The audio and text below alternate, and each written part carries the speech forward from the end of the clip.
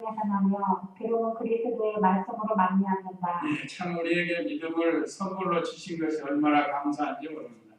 구약시대나 신약시대나 예수님의 복음을 믿어지는 게 복이에요. 믿어지는 게. 이사야도 일찍이 누가 우리의 전한 것을 누가 믿었습니까? 하는 걸 바울도 인용했습니다.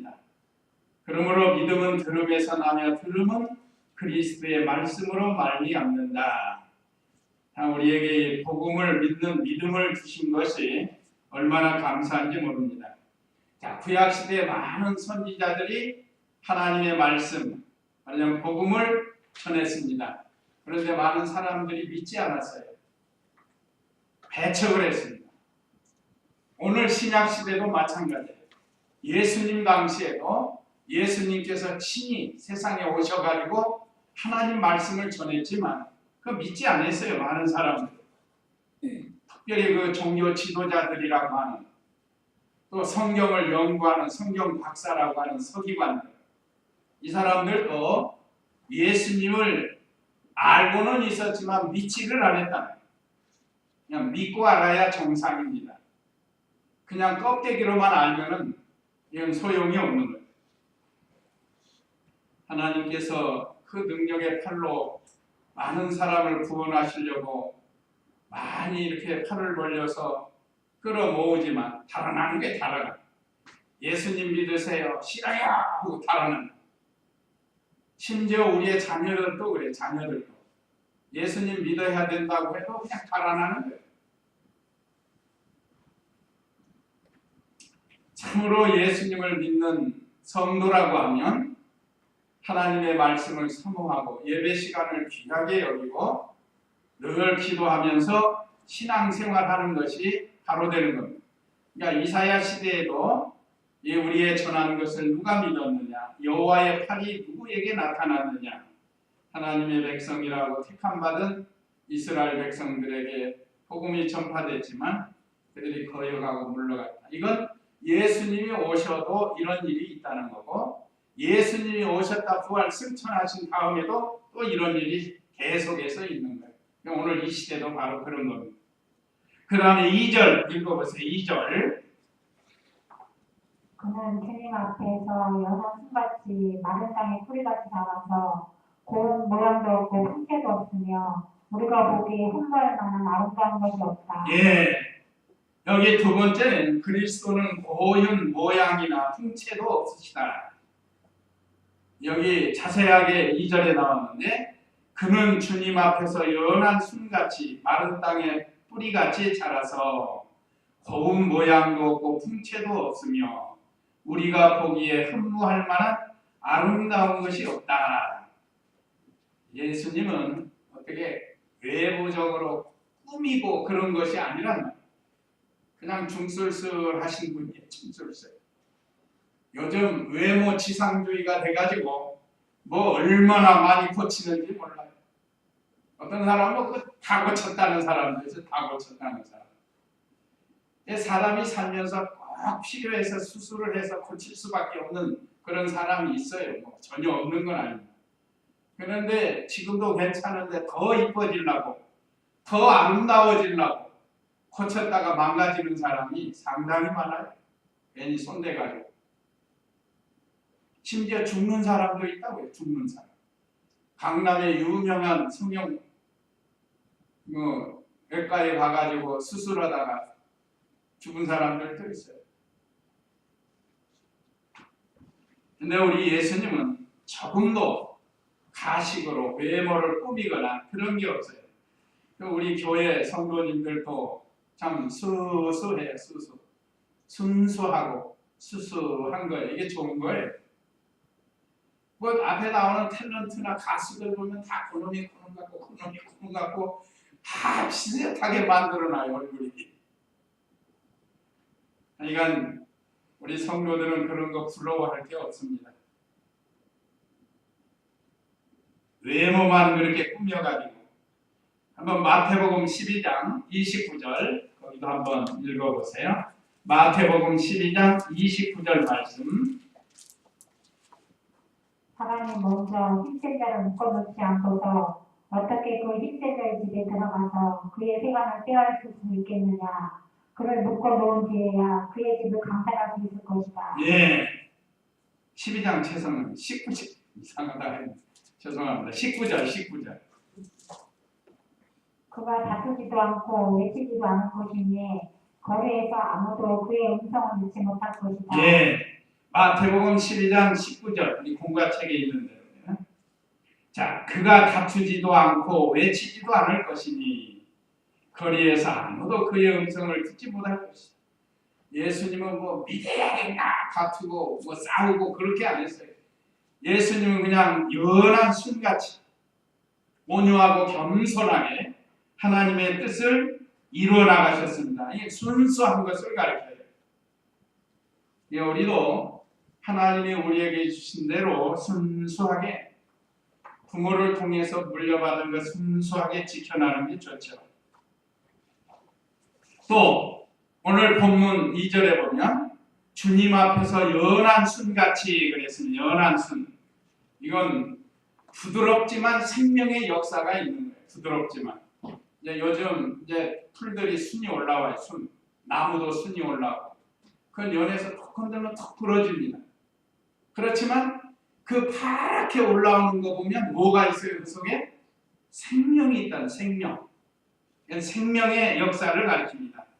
그러니까 우리 예수님은 온유하고 겸손하고 순수하게 연한 순같이 하나님의 놀라운 영적 생명의 역사를 이루시는 그 주님이실 것을 여기 예언이 된 겁니다.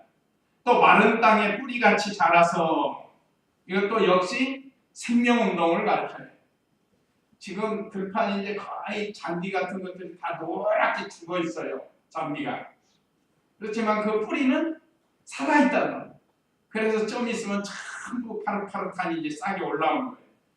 대부분 식물이 다 그렇습니다. 지금 기도실에도 가보면 다 죽은 것 같아요. 이렇게 불질르면 그냥 확 타버릴 것 같아요. 소시계처럼. 그렇게 생겼어요.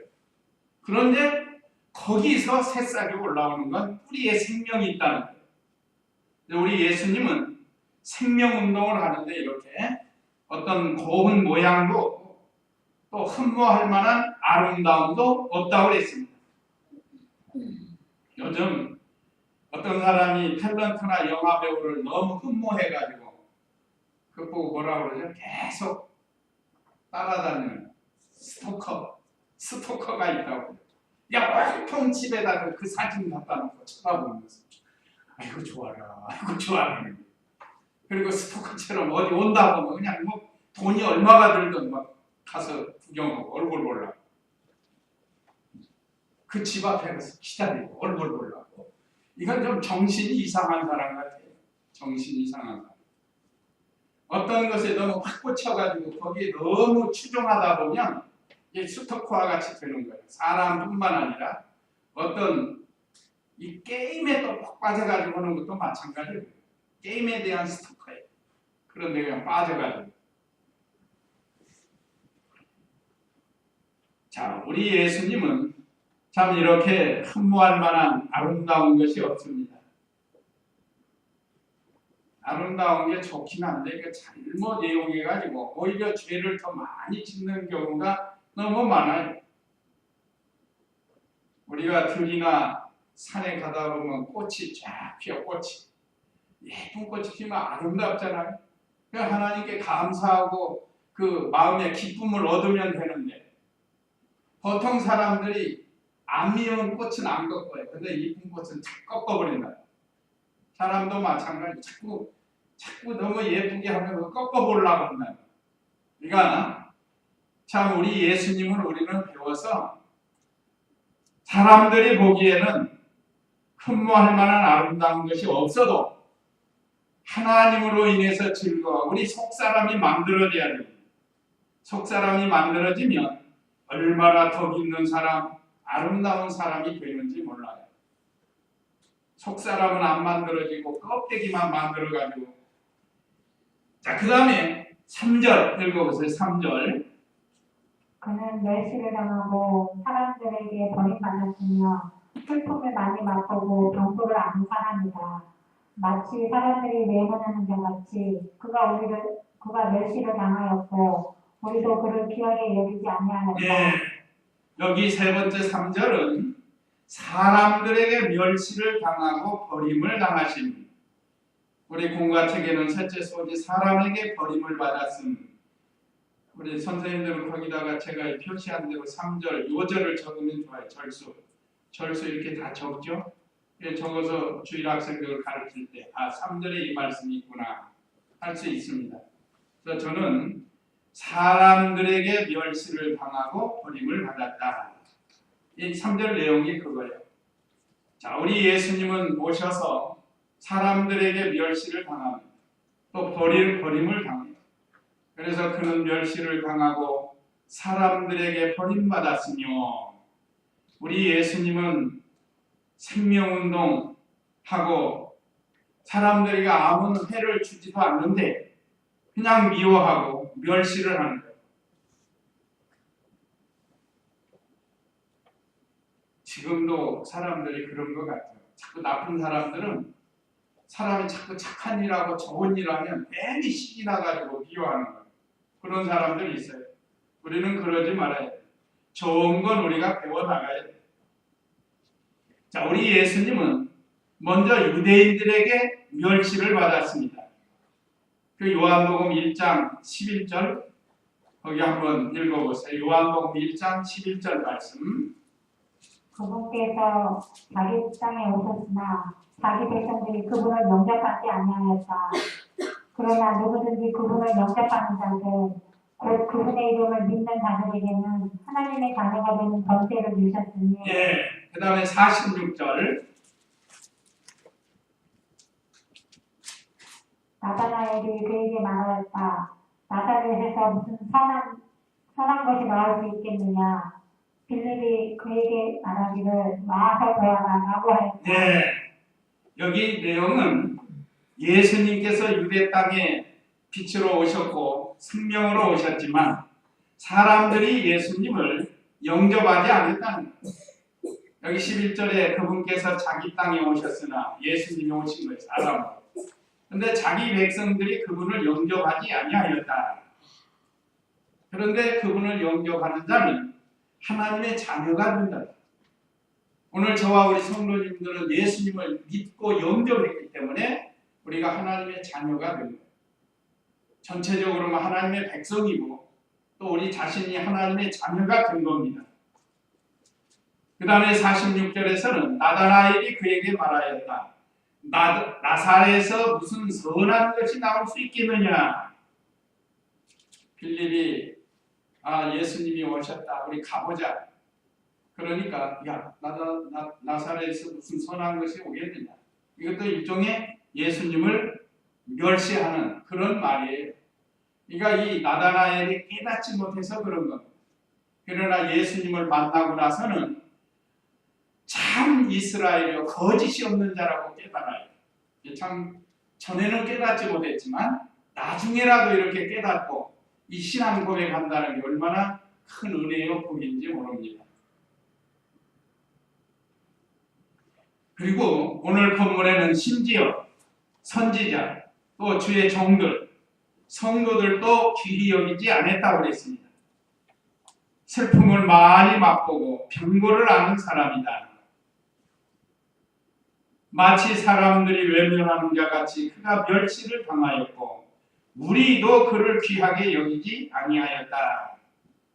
그래서 마태복음 26장에 보면 예수님이 십자가 지시니까 여기 제자들이 다 도망갔습니다. 선지자로 또 하나님의 백성으로 부름을 받은 우리도 하나님의 아들을 귀하게 여기지 않을 때가 있어요.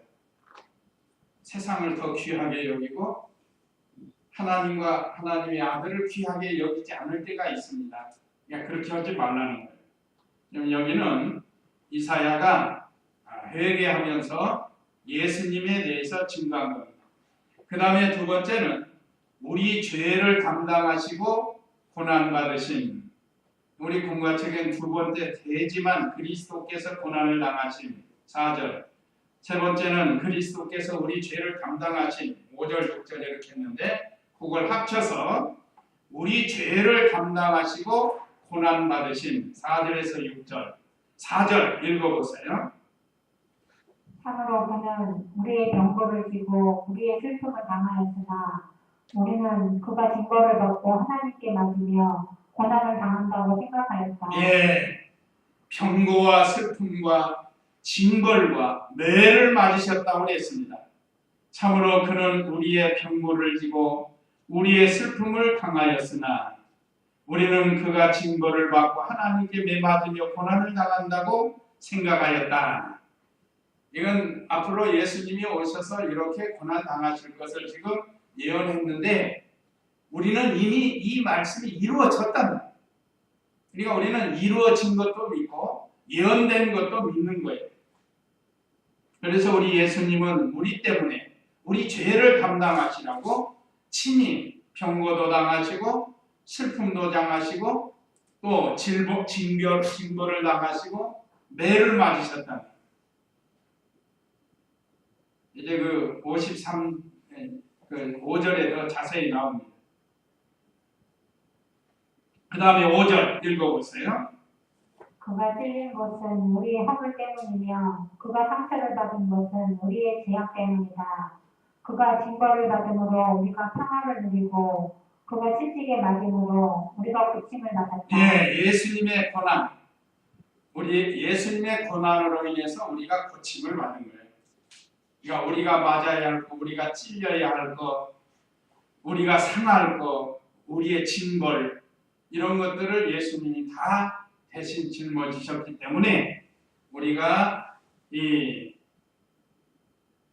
평화를 누리고 고침을 받았다는 겁니다.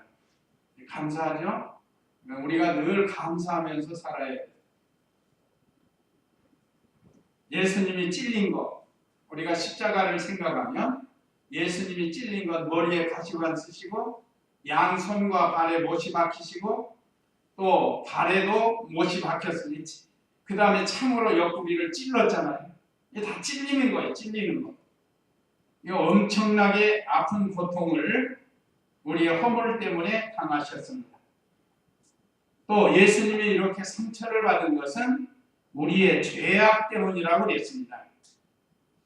우리가 예수님 죽음은 곧 내 죽음이에요. 예수님이 십자가 죽으실 때 우리도 다 같이 옛사람이 다 십자가에 못 박힌 겁니다. 너무너무 감사한 거예요. 또 그의 증거를 받음으로 우리가 평화를 누리고 참 예수님이 우리 대신 벌을 받아주셨기 때문에 마귀의 죄의 사망에서 자유를 누렸고 평화를 누리게 됐어요. 예수님이 맞으심으로 우리가 고침을 입게 되었습니다. 이 모두가 참 감사한 일. 우리 예수님이 우리 대신 속죄 제물이 되어주셨습니다. 자, 그 다음에 세 번째 6절에 우리 죄를 예수님께서 대신 감당케 하심. 6절 읽어보세요. 우리는 모두 양같이 방황하여 각기 제 길로 갔으나 여호와께서는 우리 모두의 죄를 그에게 넘겨 씌우셨다. 네. 자, 우리 죄 때문에 도저히 우리가 구원받을 수 없으니까 죄 없는 하나님의 아들을 세상에 보내가지고 우리의 모든 죄를 다 뒤집어 쓰게 뒤집으시고 그래야 우리가 용서를 받으니까. 그래서 죄 없으신 하나님이 사람으로 오셔서 우리 대신 우리 죄를 짊어지고 이렇게 예수님께서 십자가에서 죽어주실 것을 예언했는데 이 예언대로 이루어졌습니다. 자, 우리는 모두 양같이 방황하여 각기 제 길로 갔으나 양들이 목자가 없고 목자가 없으면 막 제 갈 길로 간대요. 엉뚱한 데로. 그래서 낭떠러지도 모르고 막 낭떠러지로 떨어지고 웅덩이로 빠지고 가시던 불에 막 들어가가지고 찔리고 상처나고 목자가 있어야 바로 인도한다.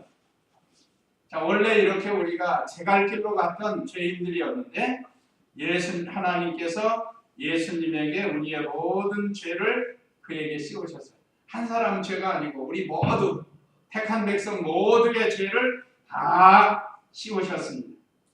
그래서 예수님 죽음이 내 죽음이 되었고 예수님 부활이 내 부활이 되는 겁니다. 그러니까 부활의 소망을 가지고 살아야 되는 거예요. 자, 그 다음에 세 번째는 예수님께서 잠잠히 고난을 당하신, 원래 그리스도께서 잠잠히 고난을 당하신 이렇게 해야 되는데 글자 숫자가 너무 많아가지고 예수께서 했습니다. 7절 읽어보세요. 그는 짓밟히고 괴롭힘을 당하여도 그 입을 열지 않았으며 도수장으로 끌려가는 어린 양 같고 털 깎는 사람 앞에 양같이 잠잠하여 그 입을 열지 아니하였다. 예, 여기는 도수장에 끌려가는 어린 양처럼 잠잠했다. 도수장은 짐승을 잡아 죽이는 곳이에요. 재물을 잡아 죽이는 곳이에요. 어렸을 때도 그 태인에서 우리 작년 재작년에 몇 년 전에 그 했던 수련했던 옹동면이 있어요. 옹동면. 거기 가려면 고개를 하나 넘어가요. 어렸을 때는 굉장히 높은 고개였는데 요즘 가보면 대개인데 상당히 별거 아니에요. 금방 갈 것 같아요. 옛날에는 그 땀 흘리면서 그 고개 넘어다녔거든요. 미역감으로. 근데 넘어가면 냇가리 있어가지고. 근데 그 가다 보면 거기 도살장이 있습니다. 도살장. 옛날엔 도살장이라고. 도축. 짐승을 잡는 곳이에요. 돼지, 소 이런 큰 짐승을 잡는 곳이 거기 있어요. 이거 소들이 거기 지나가면 하고 운다고. 그거 안 한가 봐요. 느끼는 거예요. 이거 지나가면 막 운대요. 자기 죽는 줄 알고. 그러니까 어쨌든 거기 가보면 보수장이 있어요. 얼마나 끔찍한지 몰라. 옛날에는 기계화되지 않아가지고 짐승 잡을 때 막 무자비하게 죽였기 때문에 참 무서운 곳이에요. 거기. 그런데 우리 예수님도 마치 도수장에 끌려가는 어린 양처럼 뭐 음매거리지도 안 하시고 매도 안 하시고 그냥 잠잠히 가셨다. 이건 뭐니까? 이거는 예수님은 만대만민의 택한 백성들의 죄를 담당하시러 오셨고 또 죽으러 오셨으니까 거기서 뭐 내가 왜 죽어야 되나 억울하다 뭐 그런 거 하지는 않은 거예요. 다 감당하시는 거예요. 괴롭힘을 당해도 묵묵히 참으시고 신문을 당해도 끝까지 참으시고 끌려감을 당해도 참으시고 마치 털 깎는 사람 앞에 양같이 잠잠하여 그 입을 열지 않았다. 요즘 좀 억울한 사람 뭐 하면은 막 억울하다고 막 소리 지르고 하잖아요. 우리 예수님은 그런 거 전혀 안 하지. 하나님의 말씀을 온전히 순종하셨습니다. 그러니까 우리가 믿음 생활하다가 좀 억울한 일 당해도 막 그냥 싸우고 하지 말라는 거예요. 그런 얘기 하잖아요. 어느 장로님이 참다 못해요. 이웃이 하도 막 옆에서 뭐라고 했으니까. 근데 오늘은 내가 못 참아. 장로 떼어놓고 한판 붙이고 그랬대. 끝까지 참아야 되는 건데 그 참지 못하고 한바탕 해붙이면 이기는 것 같지만 사실은 지는 거죠. 우리 예수님은 끝까지 잠잠히 하셨습니다. 오늘 우리 성도님들도 우리 신앙생활 하다가 좀 억울한 일 당한다 해도 하나님이 아시고 또 자기가 알잖아요. 또 어떤 사람들이 알아줄 수 있습니다. 잘 참고 나가면 반드시 드러날 날이 있어요. 자, 그 다음에 8절 읽어보세요. 8절. 그가 잡혀가 감금당하고 판결받았으니 그 세대 중에 누가 생각하기를 그가 산자의 땅에서 끊어지면 마땅히 형벌을 받을 내 백성의 죄악 때문이다 하였겠느냐. 예. 두 번째는 우리를 위해 감금당하고 재판을 받으심. 그가 잡혀가 감금당하고 재판받았으니 그 세대 중에 누가 생각하기를 그가 산자의 땅에서 끊어지면 마땅히 형벌받을 내 백성의 죄악 때문이다 하였겠느냐. 우리 예수님은 죄가 없으시지만 우리를 위해서 감금당하고 재판 몇 번 받았다고 그랬죠? 6번. 붙잡혀가지고 얼마나 6번이나 끌려다니면서 그의 대제사장에게도 끌려가서 신문받고, 공회에 끌려가서 신문받고, 빌라도에서 2번 신문받고, 헤롯 왕에게도 신문받고, 원로 제사장이 가가지고 신문받고, 그래서 6번이나 신문을 받으십니다. 감금당하고. 자, 이걸 그러면서도 예수님은 다 참고 우리를 위해서 이렇게 다 참고 잠잠히 견디셨습니다. 그러니까 누가 알아주지 않아도 맡겨준 일을 묵묵히 감당했습니다. 그 세대에 깨닫는 사람이 없어도 주님은 묵묵히 그 길을 걸어가셨어요. 그러니까 우리도 누가 알아주지 않아도 주님 앞에서 성도를 사랑하고 하나님을 사랑해서 우리에게 맡겨주신 일을 이렇게 묵묵히 해나가면 돼요. 반드시 알아줄 날이 옵니다. 마지막 9절 읽어보세요. 그는 폭력을 행한 적이 없으며 그 입에 거짓이 없었으나 그의 무덤은 악인들과 함께 있었고 그의 묘실이 부자들과 함께 있었다. 예, 폭력도 거짓도 없으시지만 악인처럼 되셨다는 거예요. 자, 그는 폭력을 행한 적이 없어요. 그렇죠? 우리 예수님의 일생을 보면 폭력 행한 게 없어요. 또 그의 입에는 거짓이 없었습니다.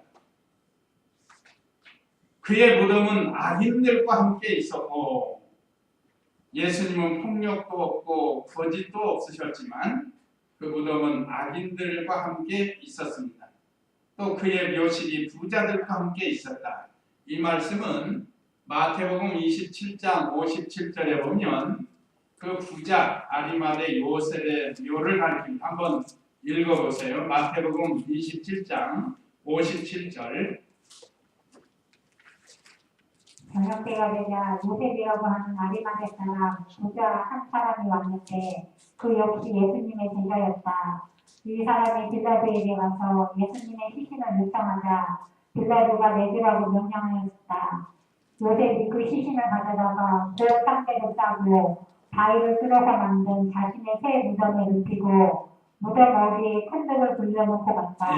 예수님 마지막 장사 지낸 사람이 아리마대 사람 요셉입니다. 이 사람 부자예요. 그래서 개인의 묘를, 이거 유대 나라는 묘를, 돌을, 바위를 까가지고 거기에 무덤을 만들어요. 그래서 이 돌무덤인데 오늘 이사야가 700년 전에 예언한 것을 이 아리마대 요셉을 통해서 이루어진 겁니다. 이 요셉이 믿음이 들어가가지고 그 의로우신 예수님을 시체를 달라고 해가지고, 이것도 쉽지가 않아요. 빌라도나 유대인들에게 미움살 수 있고 출교도 당할 수 있습니다. 그러나 그게 문제가 아닌 거예요.